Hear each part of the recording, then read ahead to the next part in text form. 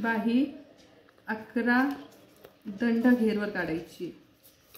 Okay, तर आता आपल्याला उंची घ्यायची 5 इंच उंची, त्याच्यामध्ये 1 इंच एक्स्ट्रा मार्जिन। ठीक आहे, 5 + 1 बरोबर 6 इंच। ठीक आहे, त्याच्यानंतर हा दंड घेर, आता दंड घेर आपल्याला 11 घ्यायचा, त्याचा अर्ध किती होईल 5.5।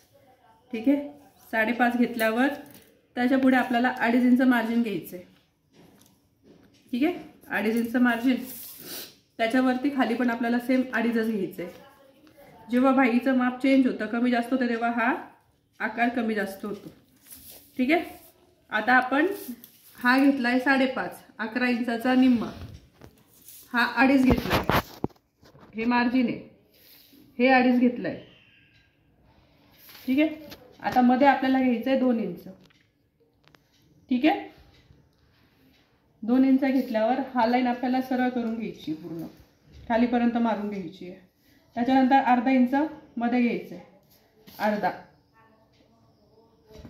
ओके, त्याच्यानंतर इथून 1 इंच घ्यायचे, 5.5च्या मधूनच आपल्याला 1 इंच घ्यायचं आहे फक्त शेपसाठी।